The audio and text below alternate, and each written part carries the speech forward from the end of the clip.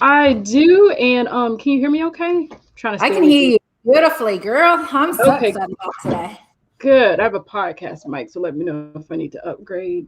Child, I'm over here in a little clean corner of the room. Everything else is suspicious. So what makes a queen corner of the room? Come on, tell me this. You said clean corner? No, queen corner. Oh What no, no, makes it a queen? Or no, is it the clean is the clean? word. CLEAN. Oh There's my no god! clean corner here. Dude, I was thinking it was queen, and I was going, okay, I like this. Maybe Look, I I need a might queen corner. look. I need one too. Hey, that's we might have something here. Because maybe you know how they talk about men caves. Maybe it's queen corners. That's a nice way of yeah. That's Mm. yeah. I Then feel I we're think on to something already this morning. Well, we it's are because morning here, by the way. it's almost 6 p.m. here. Yeah. Yeah, I don't get down with cave as much. I think it fits for men, but not so much for women. Yeah. So yeah, queen corner sounds good. Queen corner. Okay, I think we need to think what that could look like. By the way, welcome to the decision table where we just literally have conversations like you and I are doing right now. Well, thank you for having me. It's a pleasure to be here. And I just looked up and realized we were recording, so we are here. We are definitely here, and yes, we are recording live, and a lot of the time it's later when people listen to this and get the droplets of wisdom that always come from just having a conversation with another awesome human. And I think in today's world, this becomes even more important, right? Just connecting, seeing how what's happening in your world, what's going on, what you're thinking, and how we can do things a bit more effectively. And I think, you know, someone asked me the other day, what is it that you're wanting from the decision table? And it's so funny. Like, one of the reasons I don't have a big talk beforehand, I don't even, you know, introduce people with their jobs, their everything, is because I actually want to see where the conversation can go. I want to see where, you know, what is happening on the ground for you, what you're seeing, what are insights in your world, and then seeing how we can evolve as we have this conversation. And I think that part of what has happened in the past, and you know, my field is very much in the leadership space, but is that we've been so used to having it all right. Right? And turning up and knowing exactly what's going to happen, how we do this. And I think part of what I'm teaching right now or learning through my work is this need for a new approach. If you are thinking of that, what does that mean for you and what you're seeing?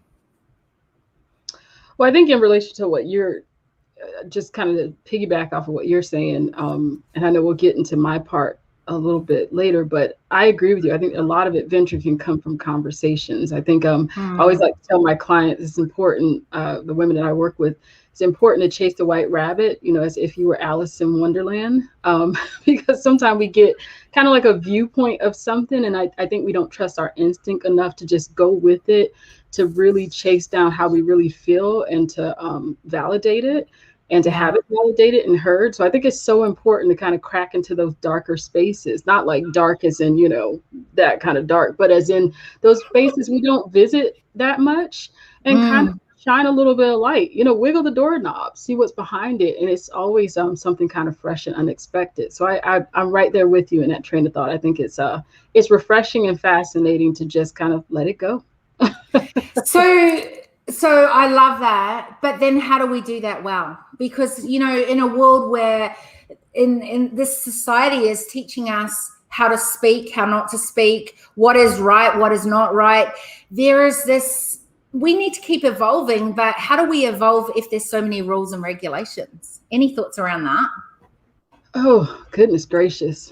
Well, it feels like look, that feels like you didn't think this was going to be like this conversation where we're just going to talk about the weather, what's it like over there, any of that, no. right? Look, okay. I'm an INFJ. Deep is always good for me. You can drop me off of a well. It'll never be deep Excellent. enough. Bring it on. No, I think of it as, you know, there's a lot involved with that statement. I mean, I think Mm. I like to think of like I'm very visual, so I think of like castle walls. You know, there's so much to actually have to get through before you can actually really get to the heart of the matter and the heart of people. And there's so many smoke and Mm. mirrors. And in my world, being a mindset and clarity coach, especially when you start talking about mindset and being that most of our thinking is subconscious, you know, the most important things to us are actually kind of hidden beneath the surface.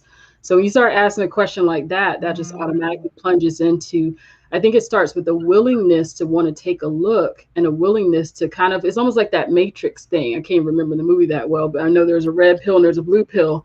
You have There to have is. that willingness to go and say, let me see what's beyond what's quite obvious to me. And I don't mean, I'm not speaking in riddles in a Mm. sense, but I mean that it first starts with a question of, I see what I see and I know what I know, but what is the unseen? What's the deeper parts of myself, of this world, how everything fits Yeah. together? And that's what cracks the door open to, you know, understanding and epiphanies. Okay, we're going to go down this rabbit hole. The Okay. unseen. How do we feel confident, excuse me, to have a conversation around the unseen, the unknown? Because that is where, if society has put rules and regulations, or we have allowed ourselves to be kind of stuck in systemic thinking, Yes. then how do we now be willing to maybe even go down that, open that door, peek inside and see what that's going to, because that's unknown territory. And I don't know, it just seems like for me, that seems Mhm. exciting, right? Like I go, oh, what's behind that door? I'm like that kid that goes, what's under that Christmas tree? What is in that present? How can I open it up and then put it back on so no one knows that I saw it? Or, you know, feel it and go, I know what that is. I want to know what the unknown is, right? How Mhm. do we feel comfortable with the uncomfortable of going down into that unknown? Well, that is the look. That's the $1 million question. You know, the only thing I can reference back to, of course, in my line of work, and what I do is that I think, and even in relation to my own life, getting comfortable with it. I think it's really about getting it. The comfortableness is the problem. that's and Oh, that's tell you me know. that. What do you mean by that?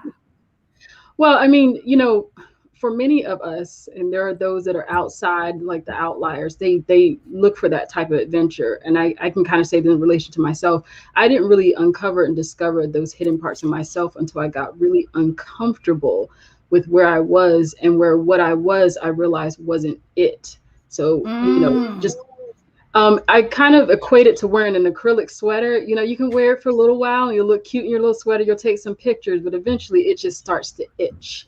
And you're like, wait. And then you start asking the question. You can kind of deal with it for a little bit. And then you're like, okay. And then you're trying to be pleasant about it. And then it starts getting annoying. And then you start asking yourself finally that question, why am I wearing this sweater in the first place? I think until people can get to the place where they are uncomfortable enough to finally, because habits are hard to kick. We're human beings. So, you know, data shows that. And when you start getting into this, you know, mindset and all that stuff, habits are the hardest things for people to break. So, monotonous kind of do and perform and know what's going to happen is what people kind of gravitate toward. Oh, don't you find that so boring? I have to interrupt. Like that's the thing of, I have to say, the thing of being stuck inside in these lockdowns. For me, the thing that drives me nuts, I'm waking up doing the same thing, the same place, the same time, every day kind of thing almost. Well, I think, see, this is where it gets fascinating for me because I study people for a living. I love people, and people are so unique. And I think, though, that spark is different in everybody. So, what I Mm, hear from you is that spark shows up uniquely different for you. You're like, oh, no, I don't like this. There are other people where that monotonous and that kind of way of life makes them and they love it, but they have a spark that's different. So, for instance, I'm an introvert. I'm a typical INFJ, so we are like the knowledge seekers. My spark is personal development. You know, I might sit in mm. the same place in the same movie theater. When I go to church, I can sit in the same seat. I am unmoved by that. But when it comes to what I know and the curiosity of learning and self personal growth and development, that is my adventurous territory. So I think it Yeah. really comes down to helping people find their adventurous territory, because we're all wired a bit different. And when I look over the lane and I see your adventure and I see you enjoying yourself, and I'm like, why can't my adventure look like hers? That's where people get jaded, because it's not supposed to. Your But here's the spark. funny thing. When you talk about what you love, I go, there's actually this cross pathway. I am Yeah. so there with you. I'm Mhm. so like, I love to learn about who I am, what I'm about. And I think that's part of the new approach, is that as leaders, we've got to keep evolving. Guess what? I'm an extreme introvert. Many don't know it, but I really am. And so my refueling is sitting in a place quietly and just, I love, like, my favorite is actually, I'm just going to grab it because you're visual. So grabbing, say, something like this with a pencil, which you always know I'll have one nearby, and an eraser, and which is right here. Yeah. Yeah. And I love to sit and just have that in front of me. That is my Mhm. refueling, right? So I Mhm. get that we have different ways in which we do it, but I think there's always a crossroad in which Of we course. join pathways. Of course. I know we say of course, but here's the thing. A lot of people get stuck at that, oh, but you do it different, or look what you're doing over here, or this is happening. And yet we don't take that time to find what that crossway pathway is, where maybe we could agree on something and bring, I don't know, some change to culture that could be quite beneficial for all of us. It's a possibility. I think that's. I love Well, I that. think That's a possibility. What does that mean? No, I agree with you.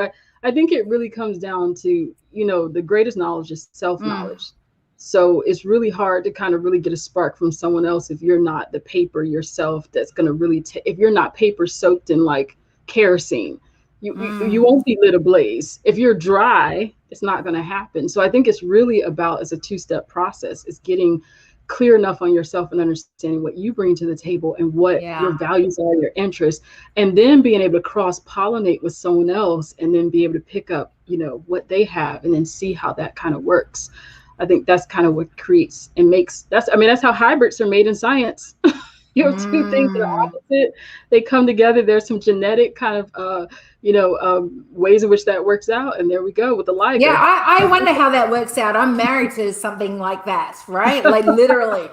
We are polar opposites in so many things. Like, I cannot tell you. I talk about humanity and adding value to the table, and I'll end up in tears if I see injustice. My Yeah. husband, he loves comedians, and one of the things they do often is pull people down, and like, his world is, I dump and I put things everywhere. Mine is, I like it organized. I like it clean. I like turning up, knowing where something is so that I can use my time more effectively than spending 2 hours looking for something. He loves to spend. I love to have money to invest. So now we're married to We the are same person. literally polar opposites. Yet I can tell you there is definitely some crossroads, and we have a few children to make sure that we can show that's the truth. But in the same way, it's kind of bizarre, because if we weren't willing to bring our two very different worlds together and connect, we would never have found out that actually we love living life together. We love going on adventures together. We love to have a good laugh. It just may be about different things that he would be laughing about on when I'm not around, kind of thing. Right? And I think that we have to be so careful that we don't miss out on those, because we're afraid of the unknown. And by the way, you can disagree with anything I say on here, and I don't. That's part of the decision table, is that we have these conversations. So I'm not looking for you to agree with everything that I say anyway, but I love it when you do, by the way. But no, I just want to give you permission, because I think this is how we learn. Yeah. And this is where I go back into going, the unknown is kind of scary. It's, and maybe in the outer worlds, if I look at my husband and I, the reason that we work so well together on one side of it is because it's kind of fun, because he's pushed me and taught me so many things because he does it so differently. Mm-hmm. Right. Yeah. And I would hope that has happened on the other side. I'm not convinced that it's happened on the other side. Somebody goes a little bit faster than the other person sometimes. Well, or willingness to. And, I've got a lot of autistic people in my house, and I'm used to people being very set in their ways. So it's not something strange in my world. But I do think that, some of us do evolve, not evolve in this way, but because that kind of makes us sound cooler than the other person, because it's not about that. I think that some of us are willing to realize that when we ask questions, we're not saying that we're right or wrong, but we really do want to learn. How do we get that more into culture? Because I think if we talk about the unknown, part of this is that I want to learn. I want to learn, what is your perspective? What are you seeing, Victoria? What is that look like when I look through the lens that you're looking through? How do we do that better? Well, let me touch on that. But actually, if you don't mind, I'm gonna backtrack a little bit, because I totally resonate with the marriage part. And I think there's something important about relationships, because I think I don't think a person completes you. That's my personal idea. I don't feel like that's anybody's job. That's our own job to complete ourselves. But they can complement. So I've been with my husband for over 24 years. He's 18 years old. And I thought, it's so funny, when you're young and naive, I thought we were exactly alike. And me too. Because we gelled so well together. Yeah. But then as I grew and got older and, matured more, and, you start to change, I was like, wait, whoa, we're totally different. I didn't realize that. I'm the introvert. He's the extrovert. He's a really cool guy. I'm the really uptight, let's get it done chick. But we made, and then we had one of the coolest kids. But anyway, that's a whole nother topic. But it is very interesting, though. I've learned with people, and to kind of give you a sense of, to connect with the question you have about seeing in a lens. I think one of the greatest things I've learned, especially out of maturity, is that's just it. Sometimes I think we do more harm if we try to force someone to see from where we can see, because I'm one of those people. I do believe we all have innate brilliance, and it comes in a type of way in which other people can't readily tap into it. And that sometimes is really hard when you can see something and you're trying, especially like with a spouse or someone close, you're trying to get them to see, and they're just not there. And I think the smartest thing is oftentimes realizing it's trying to get out of what we see so easily, and to step out of that and shift into a mode of how other people see. So when you ask me what I do for a living or how that relates to it, that's what I do so easily for other people, is that it's easy for me to see what others see, and actually to see what they're missing.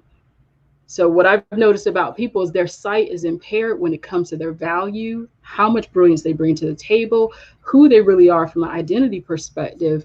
They've been fed that all their life. They picked up these cues, they put those into their wagon, and that is the wagon they drag with all the stuff that's been loaded up. But they don't realize that they themselves come with other elements that aren't external, they really are internal. And when I gave my TEDx talk, it is on the title, "You Are Who You Are, Not What You Do." And I think it really takes, in order to see, you have to peel back the layers of all the expectations, all the thoughts you've had about yourself, what you think you've known to be true, like we talked about earlier.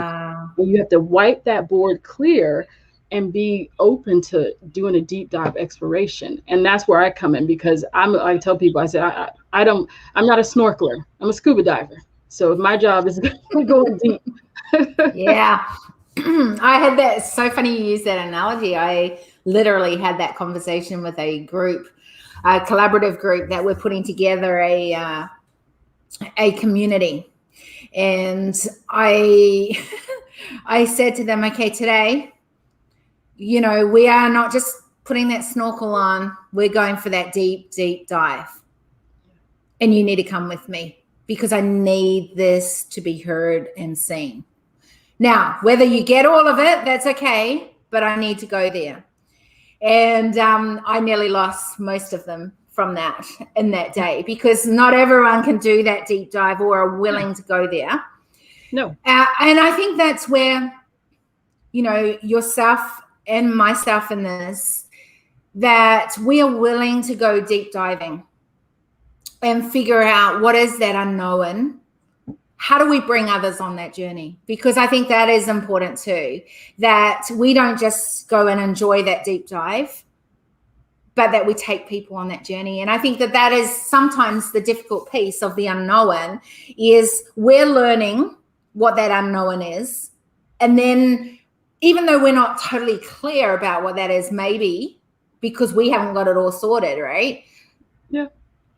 Then how do we take people on this unknown pathway?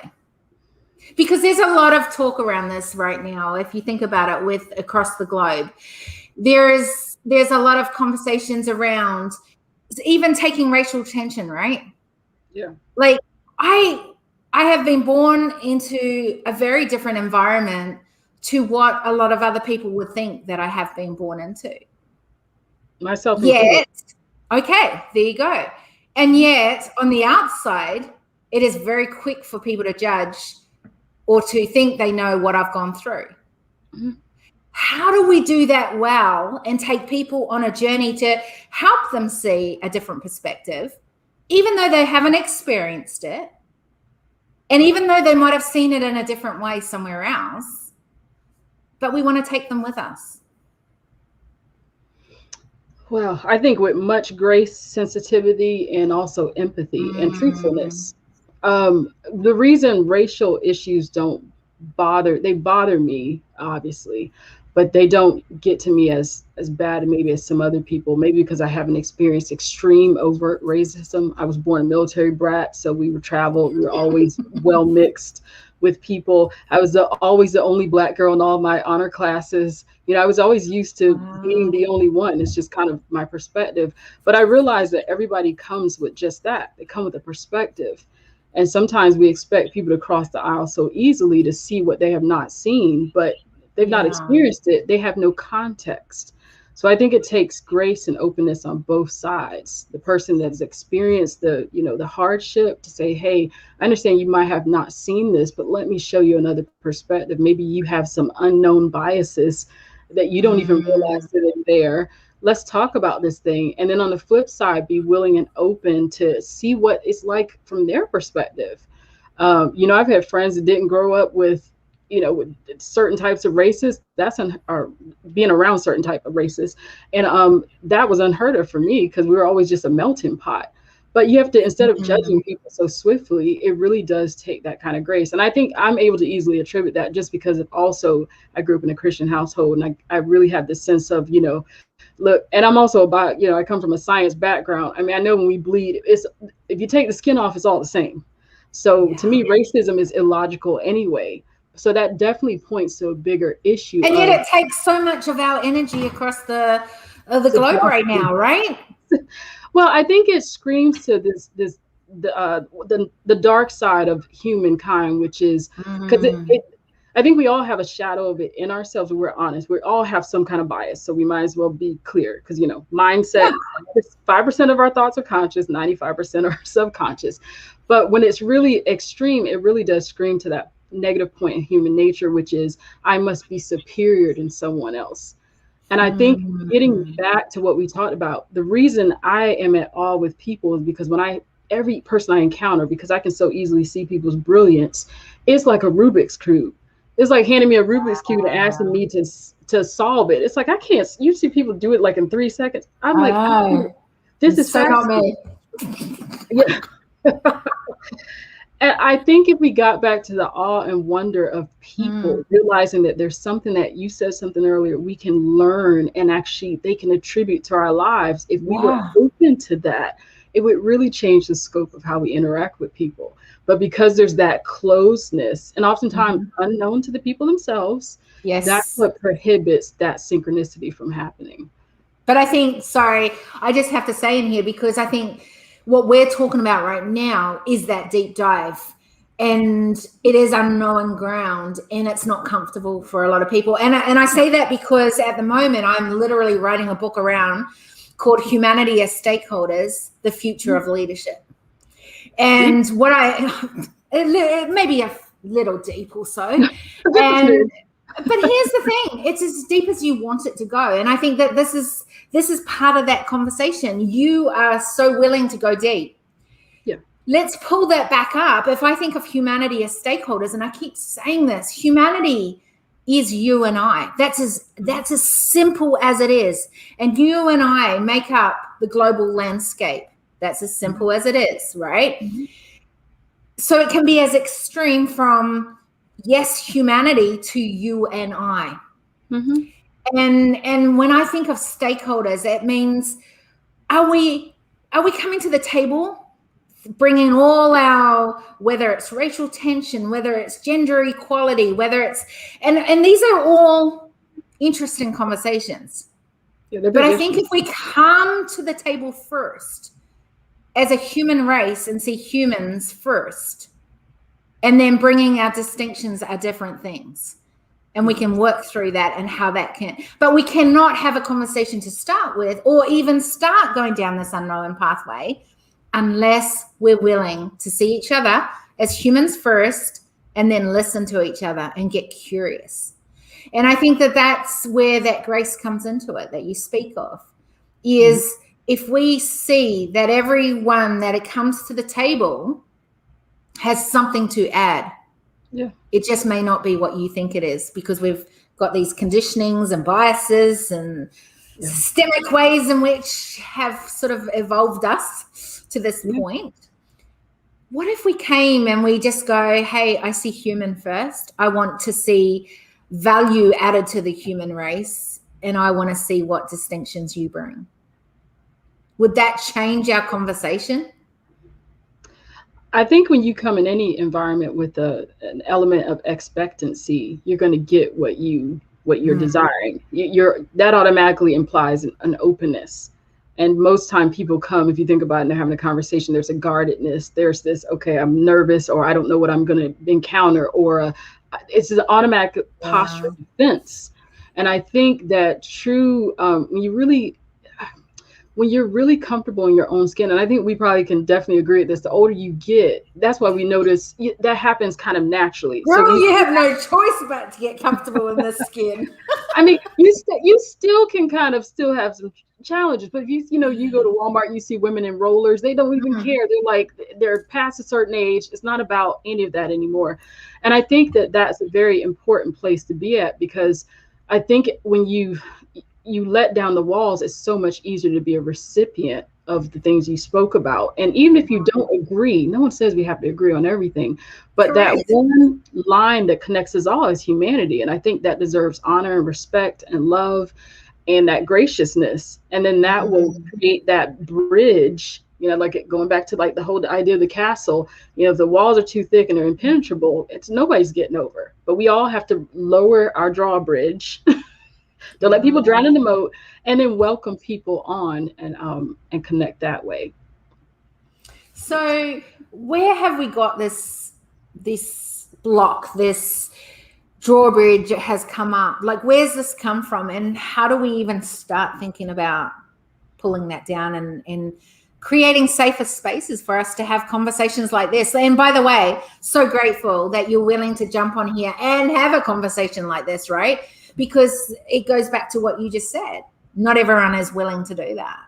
Not everyone is willing to open up and go, how can we have a different conversation?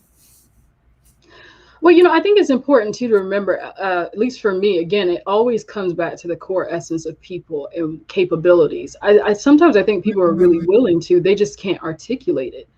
I think that's why mediators are important. A lot of times people want to say certain things and they want to make a connection. It just comes out wrong, or they can't find the right words. People like yourself and myself, not that it's making us any better than anyone. It's just our particular tool set. I do believe God gives us all unique tools, and how you use those tools are so important. As a mindset and clarity coach, my tools are used to help women and some men that I work with articulate what their deepest desires are, what they need, what their blocks are, so they can actually see clearly. They just can't do it themselves. Doesn't make them less brilliant, less intelligent. It just means I have a key that unlocks something that's locked up for them. And I think if we realize that everyone holds a key to something, some kind of truth, understanding, and they can unlock it for us, we'd be more excited about people jingling their keys I'm And so with you on this. Yeah. instead of, but I think it's pride and arrogance that says, oh, I've got it all Mhm. together, you're beneath me. I've learned that I can learn stuff from kids in kindergarten. I mean, if you're just Yeah. open to learn and listen, there's so much to take in. And our, I think statistics says we use about, if you think of our brain as a file cabinet, we're only using about 10% in the first place. Why do we have such capacity? And if it's meant to be filled, but what Mhm. happens? People get in their little corner of the world and their space and their people and their this, and they stay locked up, and they, all that space goes to waste, where they could be really storing and learning and growing and expanding, so they can offer better keys to other people as well. Yeah. I often think with that, it's coming to back to a space of where it creates an awareness. We need to look through different lenses, but if we're not even in a space where we're willing to be aware, then we're just going to be closed off. And I think, last year I put on the first of the Global Human Intelligence Forum. We're doing another one this year in October. But one of the things that was so important for me was not that it was another event, online event, not that it was just a place to feel good or anything like that, but really to create a safe platform where we could have more conversations with different people. So there was, and I loved what you said, we can learn from the young. So we had young, we had special needs, we had medical, we had, so many, and I call distinctions, not diversity at the table. Because again, it's going back to seeing them as a human first with their distinctions they bring. Mm-hmm. And what I loved about it, thank you. What I loved about it was this, that we listened. So we gave them a keynote or a panel to speak on. And then we, like I would do, like I do here, have this conversation. And you know me, I don't hold back on any questions. Anything is a goer. And so I would ask anything. And then I did an open forum afterwards. Do you know what? It was an amazing time where all of us grew in our expansion of awareness. And then we took what it was relevant to us and then owned whatever that looked like to us. And I think, what if we could do that in more spaces where we are willing just to listen and to hear what maybe could be a new sense of an awareness coming to us, so that although in the past we've been used to only using a small percentage of our conscious brain, that we now open that up. Because by the way, when you exercise a muscle, I believe that you then can get to use those. And what if we were to do that with awareness? And then be going back to what you said earlier around us. What does that look like for us? What do we own from that? And then what is the change we're going to bring? And I think if we can create spaces, more of those, we would see a lot more grace at the table. We would see a lot more empathetic humans willing to go into that unknown places. Any insights, thoughts around what I just said? No, I mean, that's really deep, and I'm processing. I think space is so important, and yeah, and I sometimes wonder if space is what people, if that's like the real big issue. I know for certain people that are ready and they're just looking for the opportunity to connect and have their voice be heard. But I think for a lot of people, they really need to develop their own voice. They have the I space, like but that. nothing comes out. They don't know what to say. And I mean that in the deepest sense of, they don't really know how to connect to their own inner insights and feelings and how they see the world, and to really have that validated within themselves. Like, I know, for instance, it took me forever. So not to get into my entire backstory, but I believe that people have a lot of talents and gifts and abilities, and you use them nonstop, but they really don't know what the tools are. And I know I can say that specifically. So I went into marine. When I was 8 years old, I decided I wanted to be a marine biologist. I ran into that track. I was determined. It didn't matter that I was African American female. I didn't even actually factor that in at all until I realized I was at the bottom of the totem pole when I got into kind of the arena. But I had all these gifts that drove me to that big goal, dream, and vision, but I could Mm. never articulate what those gifts were. And because I did not Mm. see the value of what I possessed, how was I going to have a conversation around it? How was I going to Oh, sit I around like that. I like and that. then tell people like, hey, yeah, the reason I see the world so uniquely because I can do this unique thing. What makes Mm. me so different now is I did the deep dive that I help other people do. Actually, my program came out of my own implosion and um, identity crisis that led me on a journey of discovery to finally go deep and realize, okay, what are we all about here? And Mm. now when I talk, I see out of the lens that is clearly mine. I mean, there's nothing blocking it. So when I say that, oh, we sit at a table and I don't care if it's 10 women, people, two people, there are going to be some brilliant aspects and that the Mhm. conversation can engage more because I'm actually using the tools that come natural to me to see Yeah. into other people and to stir that up. Imagine if we all knew our tools, our gifts, our abilities, and could actually launch those in those conversations and guide the conversation. It would make for a richer conversation. I'd be so good. I'd It'd be love to be at awesome. those tables. Yeah. So I Mm. think it really does take people themselves really being honed into themselves. And there's a certain confidence that comes from that. I love that when Mm. people really see that, oh, I have a unique point of view, or I can do something other people can't do this way. Let me bring my gift to the table. Yeah. So, I mean, if you think about it, the reason why these tables have such issues is that people really, there's a lot of insecurity at the table. So when you're insecure, you're trying to cover up, you're trying to put something out there that's artificial that people are going to bite on, and you're trying to hide the, imposter syndrome or the Yeah. mask. And that never makes for deep, authentic connection. So you're always going to have a fray, you're always going to have rips, you're always going to have a disconnect. But when you bring purity in, it's a Yeah. whole different type of conversation. It's so funny that that purity, that authentic, that realness. It's an interesting thing when we're talking on the online space because, I hear it nonstop. Oh, well, people on Facebook, they're not being real. And I'm sure there's lots of that cases around. There's the Insta photos, and are they really truly that gorgeous in real life? Who knows? Who cares? Like, seriously, I don't care. Like, I'm not going to spend enough time worrying about that. Yeah. But I have to say, that I have tried very hard over this last little while in life, probably the last 2 years specifically, to bring who I am online the same as what I am offline. Mm-hmm. And so some days I wear makeup because that's my world and that's the way that I feel like I best turn up.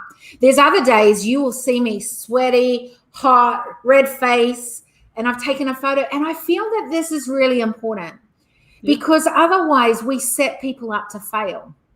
In other words, we say life is perfect. You look made up. You've got your hair done every moment of the day. There's no stress at all. And I try to make sure that I bring in the learnings from my challenges that I go through. I try to say, this is the next thing I'm working on because some of these things are hard work. Yeah. And let's be real, I can't spend all my time on social media updating everyone on every single step of that. But I want to let you know that I'm working really hard. Like one of the things I did this year was I studied at Harvard doing global business.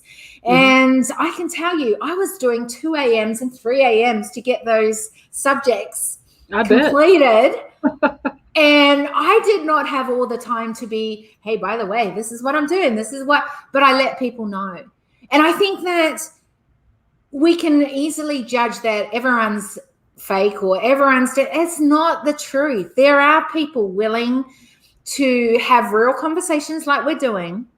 There are people willing to turn up and just, hey, this is me. This is what I'm learning. This is how I'm doing it. If there's something you can take from this and springboard off it, so you don't have to learn that the hard way I just did, then this will help you go even further in what you're doing. I think if we can do that more, and that becomes more acceptable as a norm, maybe then those that you talk about earlier that feel they don't have a voice would be willing to ask questions more and find out maybe what it is that they want to know, or could be, or how did you do that?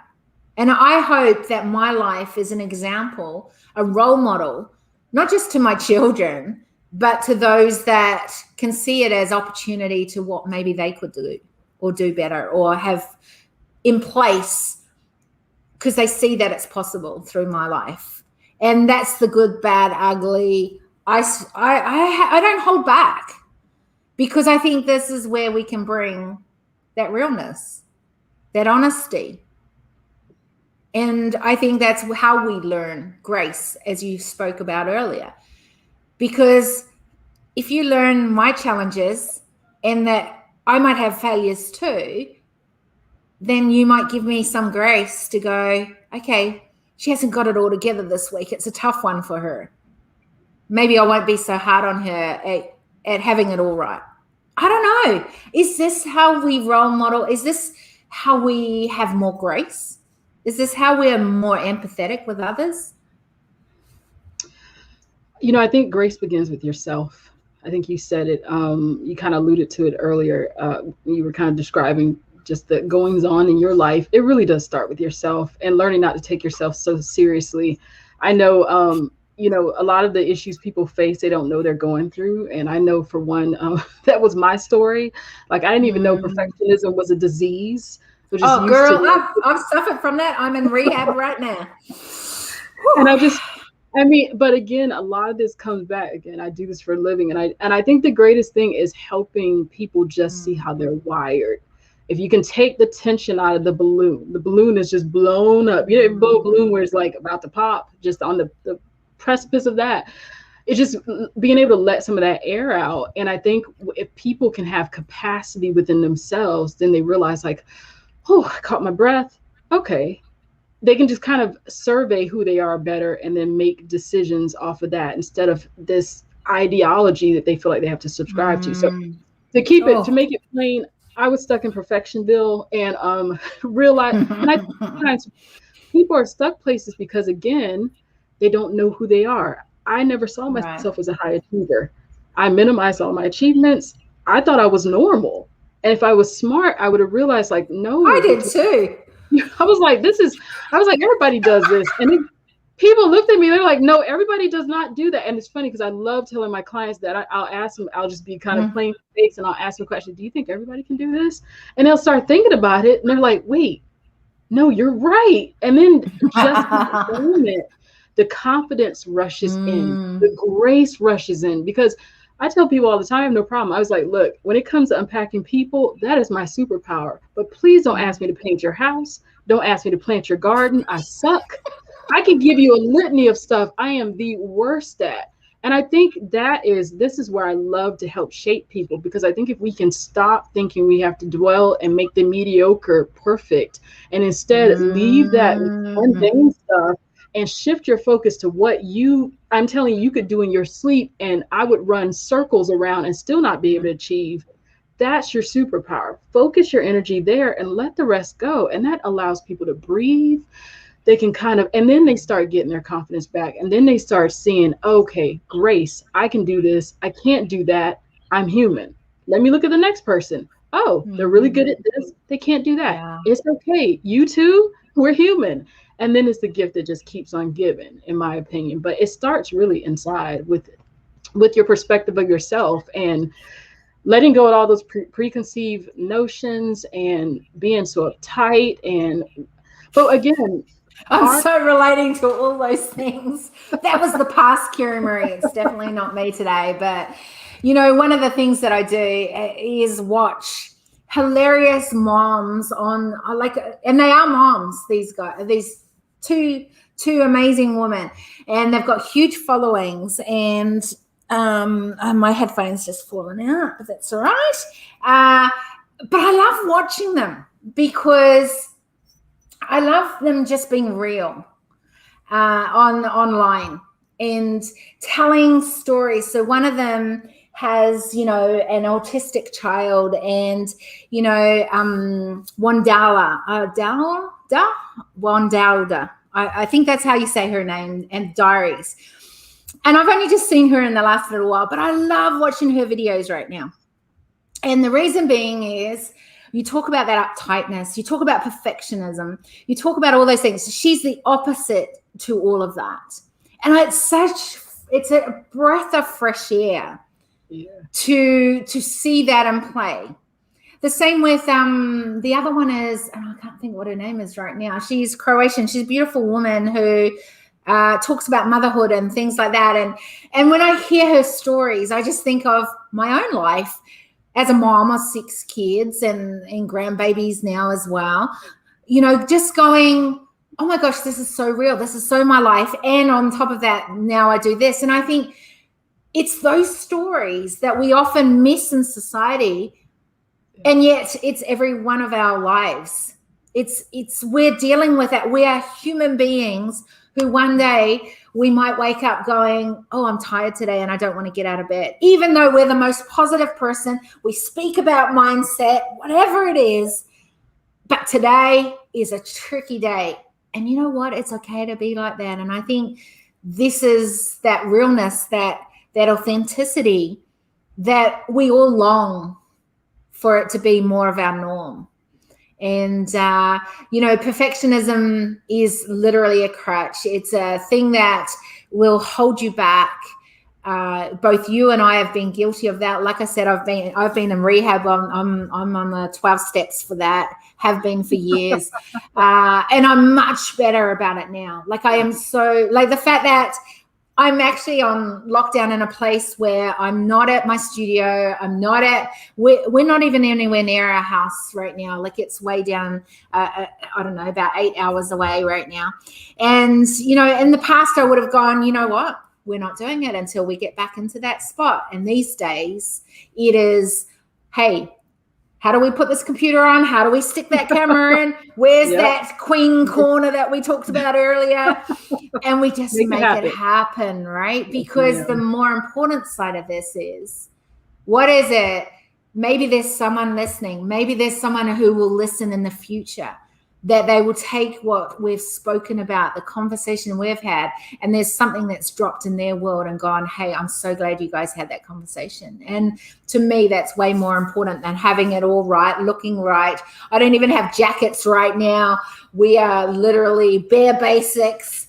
And this was not part of my agenda. But I love the fact that that's kind of a good thing, that like, let's be flexible. We've got to be agile. This is what the world is teaching us right now.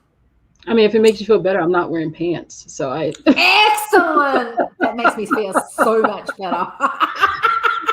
I've heard, and I love that, because I think the more we get to know people for people, everybody comes with a preconceived notion, and that's all right. And I think it makes it easier though when we've tapped into ourselves. So, I always tell people, come with your preconceived notion, you're going to meet somebody totally different you didn't expect.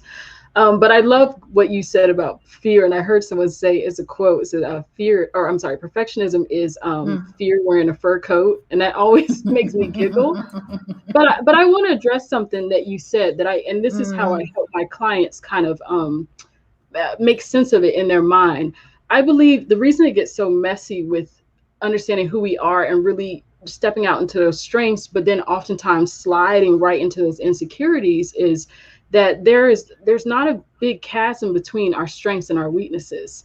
And I think people always tend to think your weakness is something totally unrelated. I actually have an opposite theory. I believe your weaknesses are derived from your strengths and excess. So if you think about water is the most necessary element on the planet. You would die without it. You can live without everything else except it for a certain period of time. But as we all know, you could also die from acute water toxicity. So if I sat right here and constantly drank water, I would die.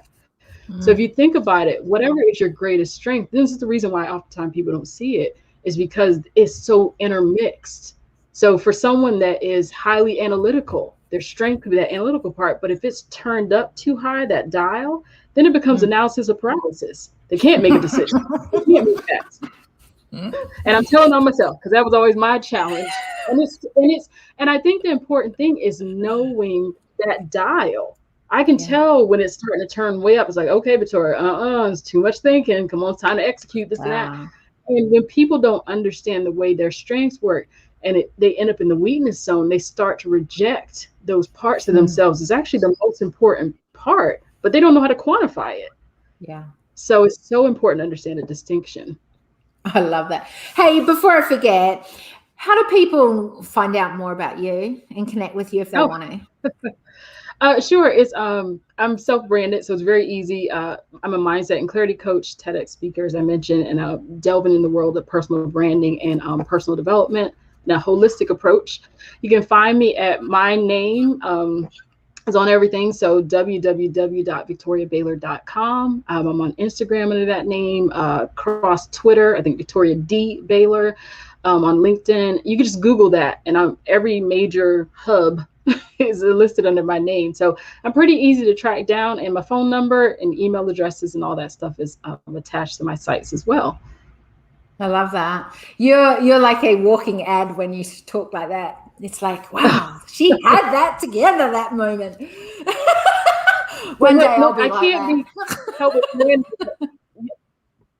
I'm not much. I can't help people with branding if I myself look a little bit disjointed. So I try to look a little bit put together. But the truth is, I think I love people, and I just, we all have a Mm, unique fingerprint. And I always tell people, if you don't think there's something unique and God made you uniquely, I don't yeah. understand how to 7 billion people you have only one coding that is unique to you. Mm, And I used to work in microbiology research, so of course we did all the DNA genetic sequencing of like mm, bacteria and stuff like that. But there's so much diversity. I just think that it starts with us yeah. being willing to just be actually amazed at ourselves. And Mm, it's something really you can't do by yourself, not usually. So it really does take leaning on other people for support and having these kind of conversations. When you laugh and you spark something in me, it makes me think about something and it sparks something in me. And then it creates mm, this, man, that's my sister. We're connected. She's brilliant. She's yeah. amazing. And I think we need more stones rubbing up against each other because it's the only way we're going to start a fire. Yes. We have to run against each Exactly. Oh, so good. So here's the thing. There is only one question that I ask the same on every decision table, and we've got to that point of this conversation. And that is, what are you taking from this conversation? other. I think for this conversation, I'm reminded of I think for me just the importance of spearheading those type of conversations. Not the conversations Mm, I'm used to, not the conversations that are so comfortable, but and actually for me, what I love to do, and I feel like now it's even more of a kick in the butt, it's really we all have gifts that are different. So I think it's yeah. important to use our gifts accordingly. But for me, it's to help facilitate and create the space because one Yes. thing I realize is people don't feel comfortable. And one thing that comes natural to me is creating an environment where people trust and feel comfortable and feel Yeah. like they can be heard. So I feel like now it's more of a mandate. I do it in my coaching, it's what I do day in and day out. But when it comes to some of these topics that are a little bit different, and aside from what I Mm, do, just being in the space, I don't have to be the authority. I don't have to be this, no. that, and the other, but just the presence alone means something. And I think Yeah. that sometimes we try to second guess and think we have to know everything. That's impossible. I don't know economics like some people know economics, but I Mm-hmm. can sit at the table and be kind of that facilitator and mediator, or be that smile and that nod that Yeah. allows someone that's a little bit tied up to come out of their shell. So I like that. I think that's really beautiful. Yeah, gosh, that was beautiful.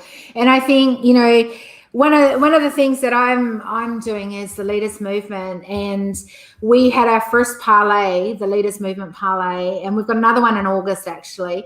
Wow. And part of what this is what you just spoke about then, and that just reminded me of it, where there's other people willing to have conversations like this. But I think at times we need to learn how to navigate those conversations, how to rub those stones and create some tension, because tension, by the way, it helps build muscle, right? Like if we're just Absolutely. always Yeah, so that's where that absolutely. uncomfortable conversation kind of comes into it. But I think there is a navigation to it. And I love hearing, because one of the things that, and this is why it reminded me of the Leaders Movement parlay, was one of the commitments well, the commitment that everyone left that meeting together was saying, hey, we're willing to create a space like this in the work that we're doing, to have more of these conversations. And to me, that is the best thing when I hear other leaders who are wanting to do that in their space, because that domino effect, that is how we bring change to a culture. And in some of these things that are in our society right now that are creating so many biases, so much conditioning, and so much systemic, issues that are filtrating into our DNA as we make decisions and things like that. So, that was just music to my ears to hear someone else, that is going to be willing to have more of those conversations and create that safe space. So thank you firstly, thank you for that, and for your willingness to step that up and see how that will, and I can't wait to hear more about that.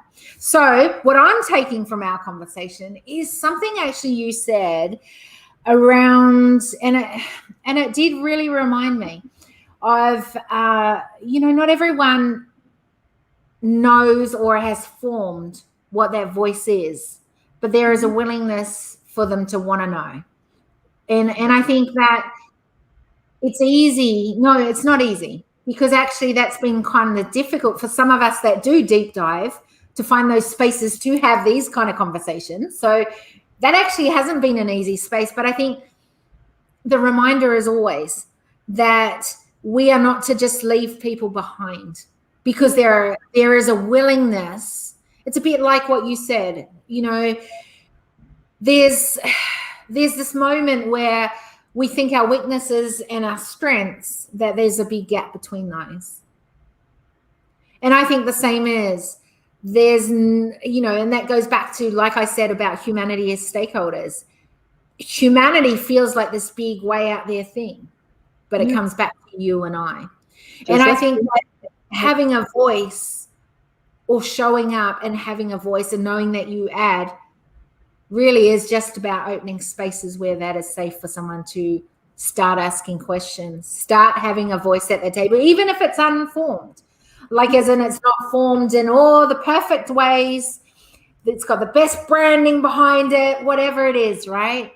Yeah. It's just saying, hey, here's a space, and we want to know more about you, and others willing to listen. And I think that that's something that I want to make sure that I include in my spaces, that space for that person or the people that still don't have it all formed, but still feel safe in coming into that space to try and have a voice or find out what that voice can be. So thank you for that reminder. I really, for me, it's good to have those moments and to remember that taking people on that journey means that maybe it's just creating a safe space, and if they just sit there and then they might say one thing, that's okay. That's that one thing that they needed to say.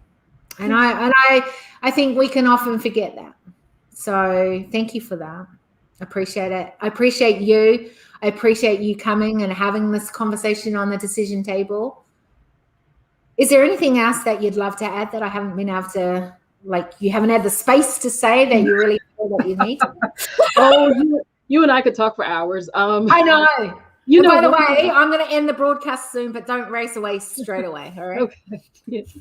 No, I love it. I love the way this kind of came out. I think as far as a takeaway for anyone listening, my message is always the same as I know yours is also, is that I really want people to just kind of see their own giftedness and not be hindered or hurt or, shy away from being themselves because of other people. And I think the people that have the gifts, we have a responsibility too. It's funny. Yeah. I don't get into conversations with everybody like this, because you don't take people that are wearing a snorkeling mask down into, just because I have a scuba gear, and drown. So I think it's so important to also realize that, there are certain places where we can fully be And then there's places where we want to be gentle and take people where you take it. Yeah. You know, God knows I never want to have a conversation with Einstein about, you know, theory of relativity wrong. Because good God, I'd be like eyes rolling back in my head. But I love it though, because I think we're all puzzle pieces, and it's really about Yeah. looking at the bigger picture and realizing that your piece matters to creating that big Yes. picture. So I really do like this is the start of many great sparks, so to speak. Yeah. Yeah. Love that. And I love your piece of the puzzle too. Well, thank you. It was a little bit banged up around the edges over these years, but we Bring on finally the got into banged the up. right position. God, we I were love, forcing it I into love, places. I was like, wait, this is I love who you are today, and that's the best you. And you have given us so many droplets of wisdom here at the decision table. So thank you. I'm going to end this broadcast right now because you finished. What you said was just so beautiful, and I want people to remember that piece. Thank you.